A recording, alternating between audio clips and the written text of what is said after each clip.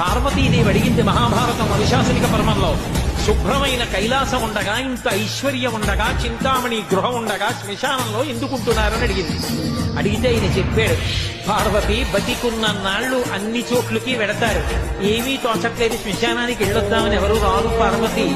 నేనంతవాణ్ణంటాడు, పొరుగ్గా ఉన్నానంటాడు, తెల్లగా ఉన్నానంటాడు, పండితుడంటాడు, పద్యాలు నాకు నోటికొచ్చంటాడు, ఉపన్యాసం చెప్పగలనంటాడు, నాకు పాటలు వచ్చంటాడు, నేను నాట్యం చేస్తానంటాడు, నేను అధికారినంటాడు, నా దగ్గర డబ్బు ఉందంటాడు, నేను పాట పాడగలనంటాడు. ఇన్ని ఉన్నాయనుకున్న వాడిలోంచి ఊపిరి బయటికి వెళ్ళిపోయిన తరువాత వాడిని తీసుకెళ్లి 4 కొత్త కర్రల మీద పడుకోబెట్టి, చాప చుట్టి తాడు కట్టి పైన నూలు బట్ట కప్పి తీసుకొచ్చి అన్నీ తీసేసి కర్రల మీద పడుకోబెట్టి కాల్చేస్తుంటే జీవుడు లేచి నిలబడి పుర్రె పగిలిపోయిన తరువాత కన్న కొడుకు కూడా స్నానం చేసి వెళ్ళిపోతుంటే చీకటి పడిపోయాక, అయ్య బాబోయ్ చుట్టూ ఉగ్రభూతాలు, నా వాళ్ళన్న వాళ్ళు లేరు, వీళ్ళని నమ్ముకున్నాను, ఒక్కడు లేడని ఏడుస్తుంటే నేనున్నాను రా అని చెప్పడానికి నేను కూడా లేకపోతే చచ్చిన వాడు 1000 మాటలు చచ్చిపోతారని అక్కడ ఉన్నాను పార్వతి, నా కర్మకాలక్కడలేనంత.